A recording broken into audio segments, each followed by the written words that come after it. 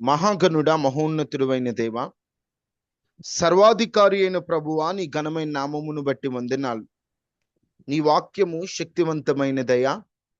నీ దాసుడు నీ వాక్యమును బోధించుచుండగా స్వజ్ఞానముతో స్వచిత్తముతో కాదు గాని నీవు మాతో ఏం మాట్లాడాలనుకుంటున్నావో ఆ కోణములో మీరు మాతో మాట్లాడమని, నీ దాసుని మరుగు చేయమని, మీరే మాతో మాట్లాడమని అయ్యా, మా అందరికి అవసరమైన మాటలు మీరు మాకు తెలియచేయండి అయ్యా. నీ వాక్యం ద్వారా మా ప్రాణమును ధైర్యపరిచి అయ్యా, నీ వాక్యం ద్వారా మా హృదయములను నిబ్బరముతో నింపి అయ్యా, మీరు మాతో మాట్లాడమని అయ్యా, మాట్లాడేటువంటి జ్ఞానమును, మాట్లాడే వాక్కు శక్తిని నీ దాసునికి ఇచ్చి వినగలిగిన చెవిని, గ్రహించగలిగిన మనస్సుని వింటున్న వారందరికి అనుగ్రహించమని యేసు శక్తి కలిగిన నామములో అడిగి వేడుకుంటున్నాము తండ్రి. Amen, amen. దేవునికి స్తోత్రాలు. ఈ ఉదయకాల ప్రార్థనలో ఈ విధముగా పాల్గొనిన మీ అందరికీ నా హృదయపూర్వకమైన వందనాలమ్మా. దేవుడు మిమ్మల్ని దీవించునుగాక. ఆమేన్, ఆమేన్. ఒక ముఖ్యమైన విషయం ఏమిటంటే, నిన్నటి రోజున మీతో పంచుకున్నాను. మనము కృంగిపోయినప్పుడు, బాధగా ఉన్నప్పుడు, విశ్వాసాన్ని కోల్పోతాననిపించినప్పుడు మనము కొన్ని విషయాలు జ్ఞాపకం చేసుకోవాలని నిన్న మీతో చెప్పాను. మనల్ని దేవుడు మరచిపోడని, మనల్ని బలపరుచు వాని యందు మనము సమస్తము చేయగలమని, దేవుడు మనకు తోడై ఉంటాడని, ఆయన చేతిలో ఉన్నామని, ఆయన కౌగిలిలో ఉంచుకుంటాడని, ఆయన స్వరూపంలో మనల్ని సృజించాడని, ఇలాంటి మాటలన్నీ జ్ఞాపకం చేసుకొని మనల్ని మనం ధైర్యం తెచ్చుకోవాలి, మనల్ని మనం బలపరుచుకోవాలి. ఈ మాటలు ఎప్పుడూ కూడా అనుదినం మనం జ్ఞాపకం చేసుకుంటూ ఉండాలని నిన్ను చెప్పాను. ఈ పూట మన ప్రాణము కృంగిపోయినప్పుడు, కృంగిన ప్రాణము తొందరపడే అవకాశం ఉంది. ఎలా తొందరపడుతుందో, ఎలా అదుపులో పెట్టుకోవాలో కొన్ని మాటలు మనం ధ్యానం చేద్దాం. ఈ మాటలు పూర్తిగా వివరించే ముందు ఒక రిఫరెన్స్ చదువుకుందాం. 42వ సంకీర్తన మొదటి చరణాన్ని చదవండి. దుప్పి నీటి వాగులకు ఆశపడినట్లు, దుప్పి నీటి వాగుల కొరకు ఆశపడినట్లు దేవా దేవా నీ కొరకు నా ప్రాణము ఆశపడుచున్నది. నీ కొరకు నా ప్రాణం ఆశపడుచుంది. 5వ వచనం చదవండి బ్రదర్. నా ప్రాణమా, నా ప్రాణమా, నీవు ఎలా కృంగి ఉన్నావు, నువ్వు ఎలా కృంగి ఉన్నావు, నాలో నీవేలా తొందరపడుచున్నావు, నాలో నీవేళ తొందరపడుచున్నావు. ఈ ఒక్క మాటే 42వ అధ్యాయం 5వ వచనంలో అంటాడు, మరలా 42:11 అంటాడు, 43:5 అంటాడు. ఒకే మాటను పదే పదే అంటున్నాడంటే అసలు ఏమిటా మాట? నా ప్రాణమా, ఓ ప్రాణమా, నువ్వెందుకు కృంగిపోతున్నావు? నువ్వెందుకు ప్రతిదానికి భయపడిపోతున్నావు? కృంగిపోతున్నావు అంటే నిలబడలేకపోతున్నావు, కలవరపడిపోతున్నావు, దిగులు చెందుతున్నావు, భయపడుతున్నావు, వేదనలో మునుగుతున్నావు. నా ప్రాణమా, నువ్వేలా కృంగి ఉన్నావు? కృంగి ఉన్న ప్రాణము ఏం చేస్తుందట? తొందరపడుచున్నావు, తొందరపడుచున్నావు. అవును, ఈ జీవిత ప్రయాణంలో భక్తి సాధనాల్లో ఎదురయ్యే పరిస్థితులను బట్టి కొన్నిసార్లు ప్రాణం కృంగిపోతుంది. కృంగిన ప్రాణం తొందరపడుతుంది, తొందరపాటు నిర్ణయాలు తీసుకుంటూ ఉంటుంది. మనుషులుగా మనము కృంగిపోయే పరిస్థితులు రావచ్చు. దేవుడు అనుమతించే కొన్ని శ్రమల వలన, మనం కొని తెచ్చుకున్న కొన్ని శ్రమల వలన, మన జీవితంలో ఎదురయ్యే కొన్ని కృంగిపోయే పరిస్థితుల వలన ప్రాణము తొందరపడే అవకాశం ఉంది. ప్రాణము ఏ అవకాశం ఉంది? తొందరపడే అవకాశం, తొందరపడే అవకాశం. ఎలా ప్రాణం తొందరపడుతుంది? ఆ తొందరపడే ప్రాణాన్ని ఎలా అదుపులో ఉంచుకోవాలి? కృంగిపోయిన పరిస్థితులు ఎదురైనప్పుడు అసలు ప్రాణం ఎలా తొందరపడుతుందో ఒక 4-5 విషయాలు మీతో చెబుతాను. జాగ్రత్తగా విని, ఒకవేళ మీ ప్రాణం మీరు కృంగినప్పుడు అలాగున తొందరపడుతుంటే ఆ ప్రాణమును అదుపులో పెట్టుకొని ప్రభు కొరకు మనం జీవించుటకు ప్రయాసపడదాం. చూడండి, యోబు గ్రంథం 6వ అధ్యాయం 14వ వచనం.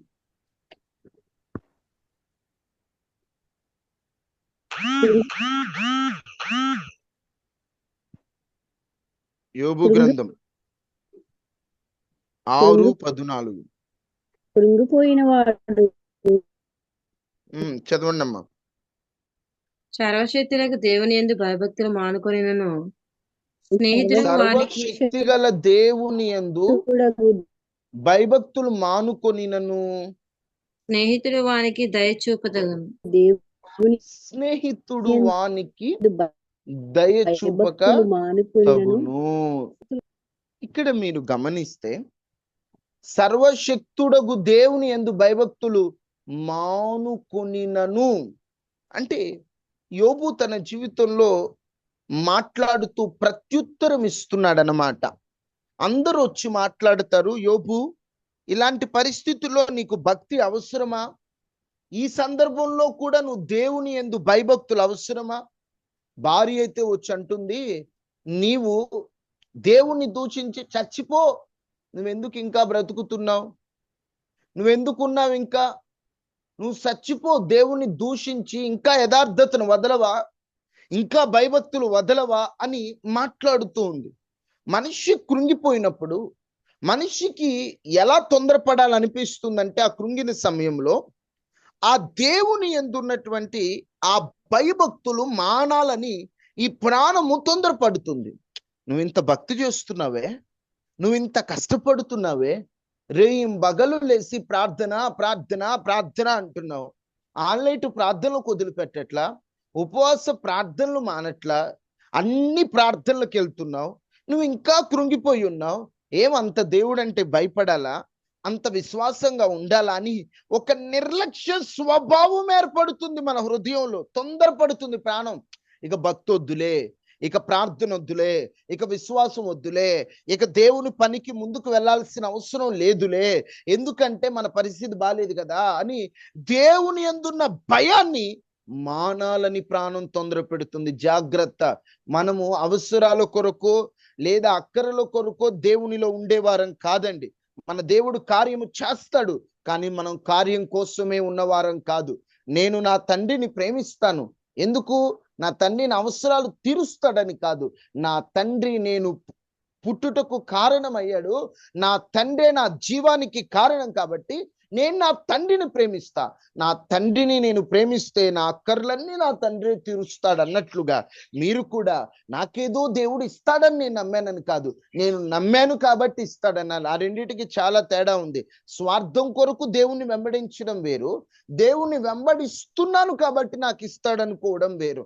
అందుకని మనం ఎలా ఉండాలంటే స్వార్థముతో వెంబడించే వారిగా కాదు. కొన్ని కృంగిపోయే పరిస్థితులు ఎలాంటివి ఎదురైనా అవసరమైతే పెనుగులాడదాం, అవసరమైతే వాదనాడదాం, అవసరమైతే ఇచ్చేదాకా ప్రభు పాదాలు పట్టుకుందాం, అవసరమైతే మార్గాన్ని చూపించమని అడుగుదాం, ఉపవాసం ఉందాం, ఇంకా ప్రార్థనలు చేద్దాం, ప్రార్థన పద్ధతి మారుద్దాం, కానీ ప్రభువుకి మాత్రం దూరం అవ్వకూడదు.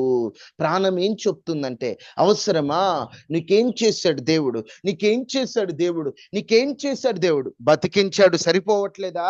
ఆరోగ్యాన్ని ఇచ్చాడు సరిపోవట్లేదా? ఓసారి ఆసుపత్రికి వెళ్ళి ఆ గవర్నమెంట్ హాస్పిటల్లో ఐసీయూలో ఊపిరి కొరకు అల్లాడిపోయే వారిని ఒక్కసారి చూడు, నీ ప్రాణం విలువ అర్థమవుతుంది. ఏమిచ్చాడండి దేవుడు? అన్ని రోగాలంటే నీకున్న రోగం చాలా చిన్నది. క్యాన్సర్తో బాధపడుతున్న వారు, టీబీతో బాధపడుతున్న వారు, ఎయిడ్స్ రోగంతో బాధపడుతున్న వారి దగ్గరికి వెళ్ళి వారి పరిస్థితి చూస్తే అర్థమవుతుంది నీ దేవుడు నీకెంత ఆయువు ఇచ్చాడు. చిన్న కష్టం వస్తే చాలు దేవుణ్ణి దూషించడం అలవాటైపోతుంది, చిన్న ఇబ్బంది వస్తే చాలు దేవుణ్ణి తృణలాడటం అలవాటైపోతుంది.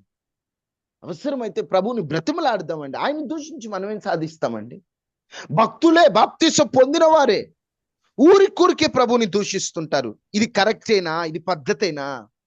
నీకు ప్రాణం ఇచ్చిన దేవుడు, నీకు ఇన్ని కార్యాలు చేసిన దేవుడు, నీకింత అద్భుతాలు చేసిన దేవుడిని దూషిస్తూ అవహేళనగా మాట్లాడుతూ అపహాస్యంగా మాట్లాడుతున్న క్రైస్తవులారా, అన్యుల గురించి నేను క్రైస్తవులే ప్రభు కార్యం చేయకపోతే ప్రభువుని ఎగతాళిగా మాట్లాడుతుంటారు.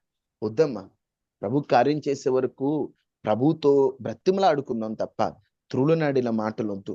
దేవునికి దూరం అయిపోవద్దు. భక్తి జీవితాన్ని వదిలిపెట్టాలనేటువంటి మనస్సు రానివద్దు.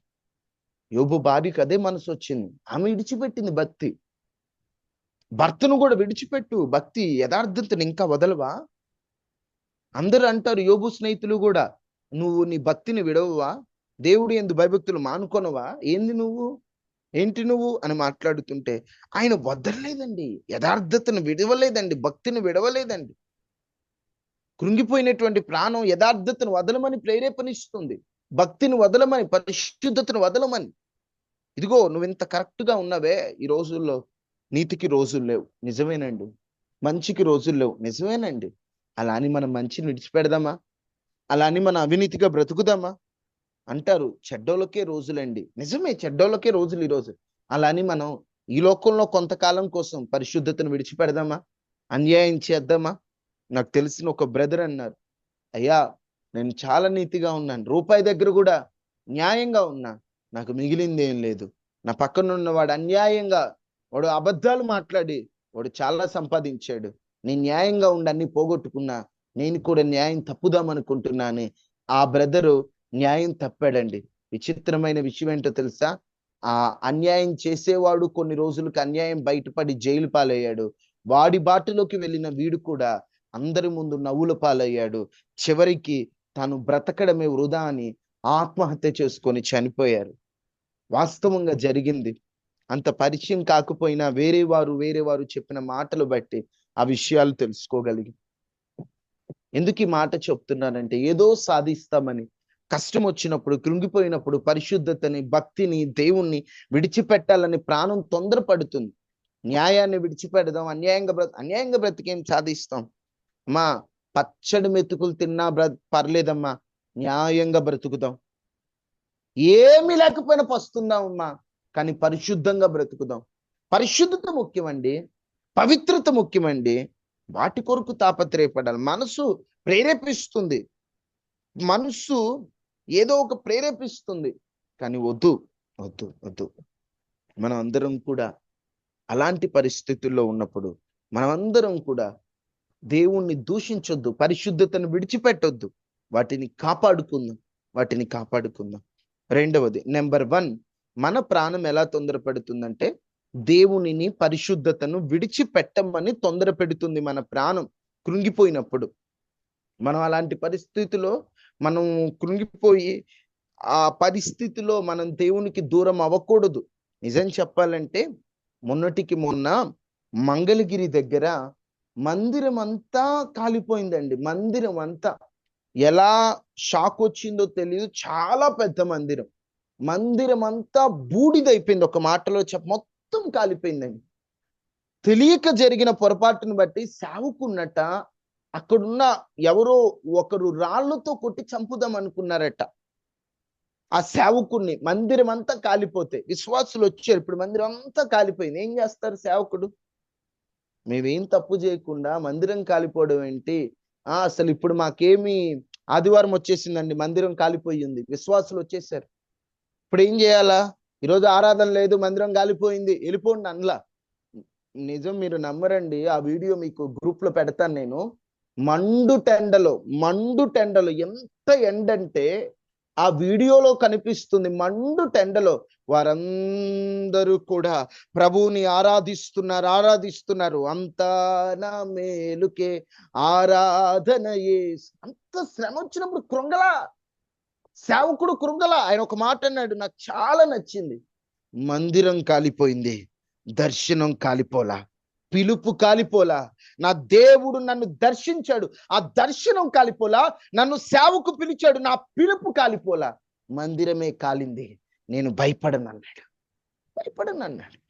మండు టెండలో విశ్వాసులు వచ్చి ఆ ఎండలో కూర్చొని ఆరాధిస్తున్నారండి. నిజంగా ఈ రోజుల్లో క్రైస్తవులకి దాడులు జరుగుతాయి, అన్యాయం ఎక్కువైపోద్ది అంటున్నారు, నిజమే. కానీ ఇలాంటి రోజుల్లోనే లెగుస్తున్నారు నిజమైన క్రైస్తవులు, రోషం కలిగిన క్రైస్తవులు. కృంగే క్రైస్తవులు ఉన్నారు, కానీ కొందరు ఉంటున్నారు, వారు కృంగేవారు కాదు, అస్సలు భయపడట్లేదు. శ్రీకాకుళం దగ్గర ఒక ప్రాంతంలో వాళ్ళు ఊరి దేవతకి, పొలిమేర ఊరి దేవతకి ఒక విగ్రహం కట్టాలని, ఒక గుడి కట్టాలని డబ్బులు అడుగుతున్నారట. వాస్తవంగా జరిగింది ఇది మొన్న.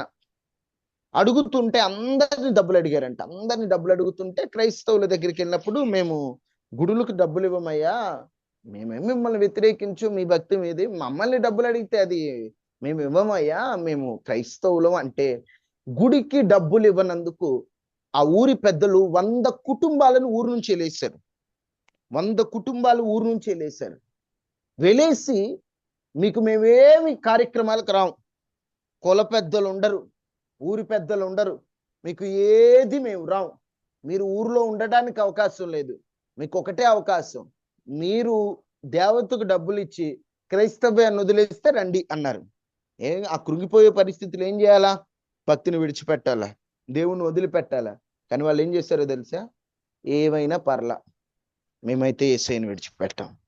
ఇవన్నీ ఒకప్పుడు ఎక్కడో జరిగాయంట అని పుస్తకాల్లో చదువుతూ ఎవరో చెబితే వినేవాళ్ళు. నా కళ్ళ ముందు కనబడుతున్నాయండి ఇవన్నీ.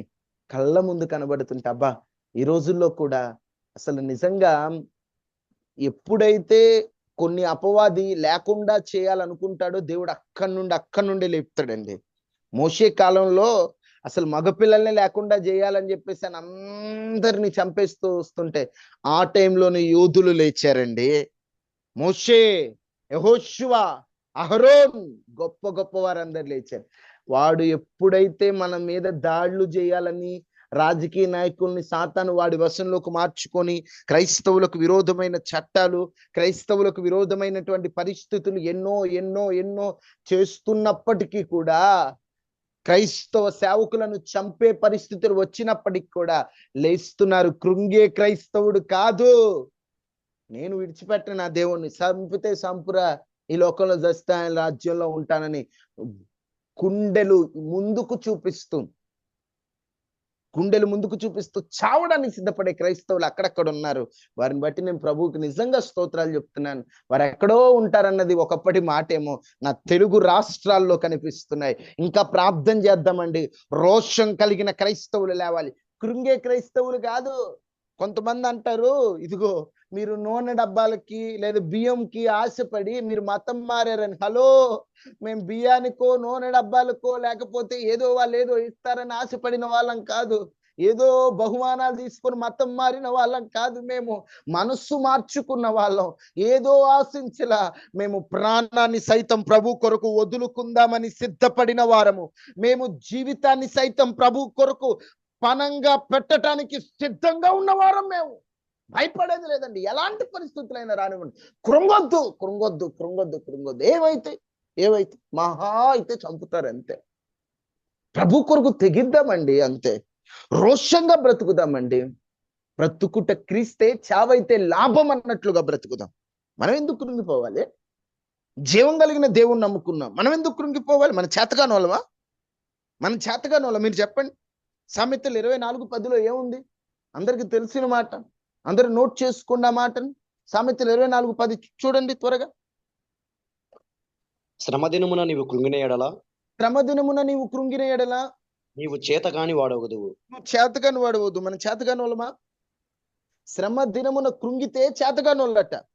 మనము చేతగాని వాళ్ళమా? కాదు కదా. అన్ని చేయగలిగిన సమర్థుని వెంబడిస్తున్న వాళ్ళం. మనం ఎందుకు కృంగిపోవాలి? శ్రమ వస్తే కృంగే వాళ్ళం కాదు. శ్రమ వస్తే శ్రమను శ్రమగా భావించగా, శ్రమనే దీవెనగా భావించి సాగిపోయేవారం మనం ఎందుకు కృంగిపోవాలి? కృంగితే చేతకాని వాళ్ళు. మనం చేతకాని వాళ్ళం కాదు, జీవం కలిగిన దేవుని పిల్లలు మనం.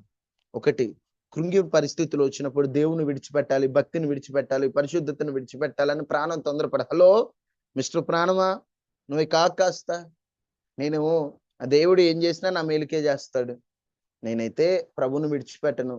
ప్రభా, ఈ శ్రమ తట్టుకునే శక్తివు లేదా విడిపించు, నువ్వు మార్గం తెరువు, నువ్వే నా దిక్కు, నేను ఈ వైపే చూస్తా. అంతే తప్ప దేవుని విడిచి వెళ్ళిపోదాం, పక్కకి వెళ్ళిపోదాం, ఇలాంటి ఆలోచనలు మనకి రాకూడదు. ఎందుకంటే మనం ఏదో అవసరాల కొరకు ప్రభుని వెంబడించిన వారము కాదనమాట. నెక్స్ట్, రెండవది, మనం కృంగిపోయినప్పుడు మన ప్రాణము ఏమని చెబుతుంది అంటే, కృంగిన ప్రాణం ఏమని చెప్తుందంటే, అదే యోబు గ్రంథం 2:9 ఆమె చెబుతుంది, యోబు భార్య, చచ్చిపో కృంగిపోయినటువంటి పరిస్థితిలో ఉన్నప్పుడు ప్రాణం చెప్పేటువంటి మరొక తొందరపాటు ఏంటంటే చచ్చిపో. ఎందుకు అమ్మా చచ్చిపో అని ఆలోచన వస్తుందా బ్రదర్ అంటే ఖచ్చితంగా వస్తుంది. నిర్మోహమాటంగా చెప్తున్నా, కృంగిపోయినప్పుడు నా మనసుకు కూడా అదే ప్రేరేపణ వస్తుంది. కానీ ఆ చచ్చిపో అని ప్రేరేపణ వచ్చినప్పుడు, ఇక నీ బ్రతుకు వద్దు అనుకున్నప్పుడు నీకు వెంటనే గుర్తు రావాలి, నేను చావను, నేను సజీవుడనై నా దేవుని కార్యాలను వివరిస్తా. నేను చావడానికి కాదు దేవుని నన్ను పుట్టించింది, చావడానికి కాదు నేను పుట్టింది, నా పట్ల ఒక ప్రణాళిక ఉంది. నేను ఎందుకు చావాలి? నీకు చావని ఆలోచన వచ్చి బెస్ట్ నీకు రావాలి. నేను ఎందుకు చావాలి? అవును, నేను పొరపాటు చేశాను, ఒప్పుకొని విడిచిపెట్టాను కదా, దేవుని కనికరాన్ని పొందాను కదా, నేను ఎందుకు చావాలి? అవును, నా పరిస్థితి బాగాలేదు, ఇబ్బంది పడుతున్నాను, అయినా నేను ఎందుకు చావాలి? నేను చావను అనేటువంటి ఒక రోషం తెచ్చుకోండి. ఓ చచ్చిపో అంటే కాసేపు ఏమో అటు చేద్దామా, ఇది చేద్దామా, అది చేద్దాం, వద్దు. ఏలియాలంతోడు కూడా కృంగినప్పుడు చచ్చిపోవాలనిపించింది. తప్పు అని చెప్పి నేను చెప్పలేను, ఆలోచన రావడం తప్ప నేను అనలేను. ఎందుకంటే కృంగిన పరిస్థితులు అలా ఉంటాయి. మోసేవాడికి తెలుస్తుంది బరువు, చూసేవాడికి ఏం తెలుస్తుంది? నీకు ఆ టైంలో అలా అనిపించి ఉండొచ్చు, కాదనట్లేదు. కానీ నువ్వు దానికి అవకాశం ఇవ్వద్దు. అలాంటి ఆలోచన రాగానే నీతో నువ్వు వెంటనే నేను ఎందుకు చావాలి, నా దేవుడు నాకు మేలు చేస్తాడు, నేను ఎందుకు చావాలి, నా పరిస్థితి ఇట్లా ఉంది, అయినా నా దేవుడు నన్ను చూసుకుంటాడు, నా దేవుడు నాకు మేలు చేస్తాడని నిరీక్షణతో సాగిపోవాలి. కానీ చావు అనేటువంటి దానికి అవకాశం ఇవ్వద్దు. ఒకటే చెబుతున్నానమ్మా, నీ పరిస్థితి బాలా, ఇబ్బంది పడుతున్నావు, చచ్చేం సాధిస్తావమ్మా? పిల్లలు అనాథలు అవడం తప్ప. అయ్యా చచ్చేం సాధిస్తావయ్యా? కుటుంబం అంతా నీ మీద ఆశ పెట్టుకున్న వారందరూ కూడా సరే ఒకళ్ళు ఏమైపోతారో అనేది తర్వాత అండి. ఎందుకంటే మనం చచ్చిపోతే ఎవరు చచ్చిపోయినా నాలోళ్ళు బాధపడతారు, 10 రోజులు ఏడుస్తారు, ఆ ఫోటో ఫ్రేమ్ కట్టించేసి దండేసి కూర్చోబెడతారు ఫోటోని. కానీ నష్టపోయేది ఇక్కడ మనమే. ఒక మాటలో చెప్పాలంటే, ఇక్కడ ఈ లోకంలో ఆత్మహత్య చేసుకుంటే అక్కడ నరకంలో ఉంటావు, యుగాలు గాలాలి. ఎక్కడ శ్రమ తట్టుకోలేక అక్కడ శ్రమకి వెళ్ళినట్టు ఉంటుంది. ఎప్పుడు నేను మీతో అంటాను, పెనం మీదలోంచి పొయ్యిలో పడ్డట్టు ఏడ శ్రమలో ఎక్కువ ఉన్నాయిరా బాబా, నువ్వు ఆత్మహత్య చేసుకున్నావు, ఆ శ్రమలో పోతావు. కొంతమంది అంటారు, ఈ శ్రమల కంటే నరక శ్రమలే నయం అంటావు. ఓ నరక శ్రమలు అంటే నువ్వు ఇచ్చినట్టు ఉంటాయి అనుకున్నావా? నరక శ్రమలు అంటే ఏదో నిప్పుతో శలగాటం అన్నట్టు ఉండదు. యుగాలు అగ్ని ఆరదు, పురుగు చావదు. అటువంటి నరక వేదనలో నువ్వు వెళ్లకుండా ఉండడానికే కదా నీకు రక్షణ ఇచ్చింది. ఇంత గొప్ప రక్షణను నిర్లక్ష్యం చేసి నువ్వు నీ తనువును చాలించి ఇక జీవితాన్ని ముగించి నిత్య నరకాగ్నికి వెళ్ళాలనుకుంటే, ఈ లోకంలో నార్మల్ గా ఆలోచన పరంగా ఎదురయ్యే సమస్యలను తట్టుకున్నప్పుడు అక్కడ నీ శరీరం ఎక్కడ ఉన్నప్పటికీ నీ ఆత్మకు ఉండేటువంటిది అంతా కూడా కాలిపోతూ యుగాలు అగ్ని ఆరకుండా ఆ బాధలు పడటం ఎందుకంటాం? భరిద్దాం ఓపికతో, ప్రభు వైపు చూద్దాం, ధైర్యాన్ని పొందుకుందాం. ధైర్యం దేవుడే, ఆయన మనల్ని సిగ్గుపరచడు. ఆయన కొరకు కనిపెట్టుకునే వారిలో ఎవడు సిగ్గుపడడు. అంతే ధైర్యాన్ని తెచ్చుకుందాం తప్ప, నేను సస్తే నా మీద ప్రేమ వస్తుంది, నేను సస్తే ప్రేమించి ఏం లాభం? మనసుకేం చూద్దంటే, నేను చచ్చితేనే విలువ అర్థమైంది అంటుంటాం ఒక్కోసారి మనం. అవును, మనం చచ్చితే విలువ అర్థమైనా ఏం చేసుకోను విలువ? వాళ్ళకు మనం ఉండవు, మనకు వాళ్ళు ఉండరు. ఎవరో కోసం చావాలి, ఎవరో ప్రేమించడం కోసం చావాలి. నేను చచ్చిపోయినప్పుడు ఎవరో ఏదో చూడాలి, వద్దండి. నీవు నీ కోసం, నీ దేవుని కోసం బ్రతుకు, నీ దేవునే నీ జీవంగా బ్రతుకు. అలాంటి ఆలోచనలు వచ్చినా యేసు నామములో వాటిని బంధించు, యేసు రక్తములో వాటిని బంధించు. కృంగిపోయినప్పుడు చాలా ఆలోచనలు వస్తాయి, వాటిని జయించు. మూడవది, మొదటి రాజుల గ్రంథం 19:4. మొదటి రాజులు 19:4.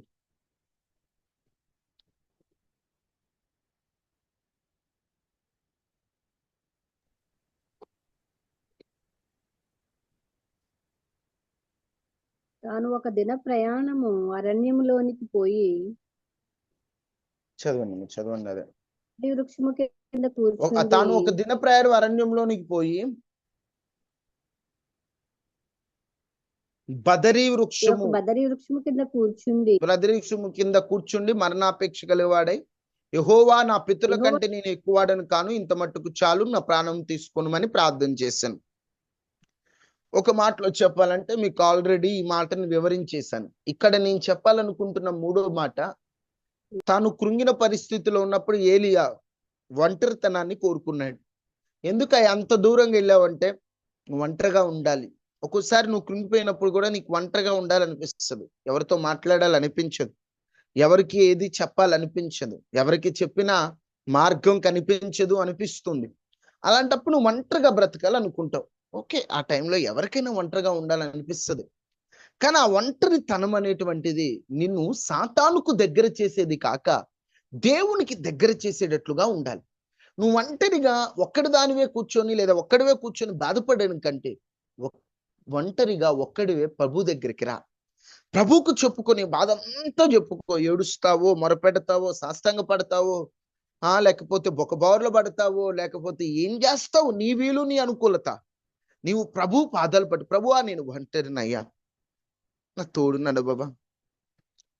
ఒంటరినయ్యా, నా తోడు నడువవా, ఒంటరినయ్యా, నా తోడు నడువవా, దావీదు కుమారుడా నన్ను దాటిపోకయ్యా, నజరేతువాడ నన్ను విడచిపోకయ్యా, దావీదు కుమారుడా నన్ను దాటిపోకయ్యా, నజరేతువాడ నన్ను విడచిపోకయ్యా, నీవు తప్ప నాకి లోకంలో ఎవరున్నారయ్యా, నీకు తప్ప నాలో ఎవరికి చోటే లేదయ్యా. ఆయన మొరపెట్టాలి, నువ్వు తప్ప నాకెవరు లేరు. ఒంటరిగా ఉండాలనిపించినప్పుడు ఒకటి, ప్రార్థనలో ఒంటరిగా ఉండండి, ప్రభుతో ఒంటరి గడపండి. లేదా నేను ఒంటరిగా ఉంటానంటే ఒంటరితనంలో సాతానుకు అవకాశం ఇచ్చే అవకాశం ఎక్కువ ఉంటుంది.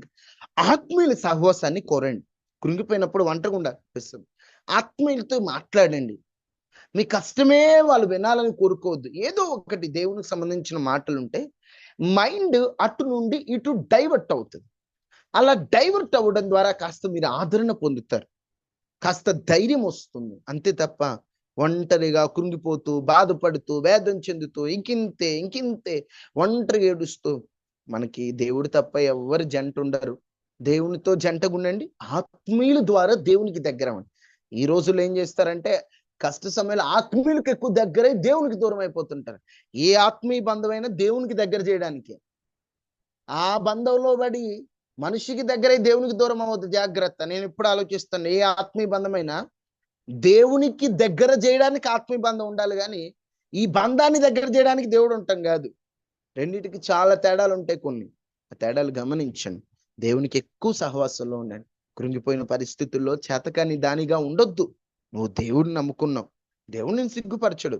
నీ ప్రాణం తొందరపడుతుంటే చెప్పు, ప్రాణమా తొందరపడొద్దు, కృంగిపోవద్దు, దేవుడు ఉన్నాడు. ప్రాణమా, నువ్వు ఆయన కొరకు ఆశపడుతున్నావు. ప్రాణమా, దుప్పి నీటి వాగుల కొరకు ఆశపడినట్లే ఆశపడుతున్నావు. ప్రాణమా, ఆయన కార్యాల కొరకు ఎదురు చూస్తున్నావు. ప్రాణమా, నీ ప్రాణాన్ని నిన్ను దేవుడు సిగ్గుపరచడని నీకు నువ్వు ధైర్యం చెప్పుకో.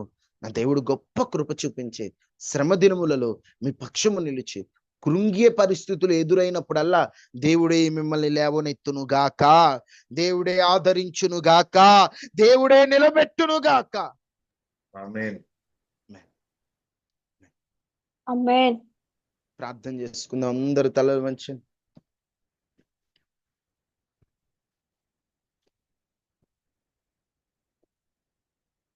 మహాపరిశుద్ధుడా, మహోన్నతుడు అయిన దేవా, సర్వాధికారి అయిన ప్రభువా, సర్వోన్నతుడు అయిన రాజా, కృంగిపోయినప్పుడు మా ప్రాణం ఎలాగున తొందరపడుతుందో 2-3 మాటలు మీరు మాతో మాట్లాడారు.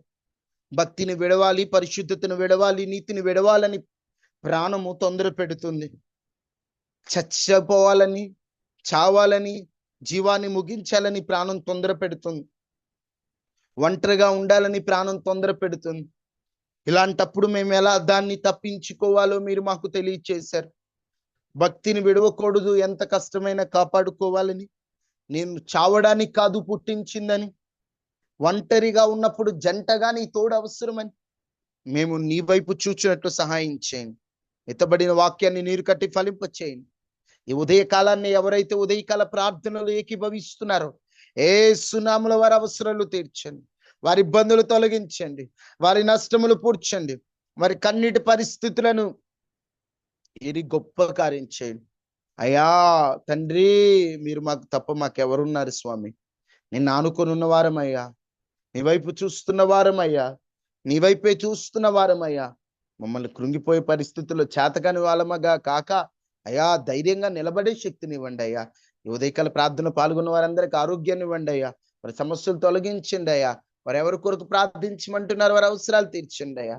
రోగాల బారి నుంచి విడిపించండి అయ్యా. కంచి వేసి వైరస్లు ప్రమాదాల నుండి తప్పించండి అయ్యా. క్షేమాన్ని మా అందరికీ, మా దేశ ప్రజలకి, మా రాష్ట్రాలకి ఇవ్వండి అయ్యా. మీరే మమ్మల్ని జ్ఞాపకం చేసుకోమని, ప్రే రిక్వెస్ట్ ఎవరైనా మర్చిపోయి ఉంటే మన్నించమని, మీరే కృప చూపించమని యేసు నామములో అడిగి వేడుకొని ఉన్నాము తండ్రి, ఆమేన్.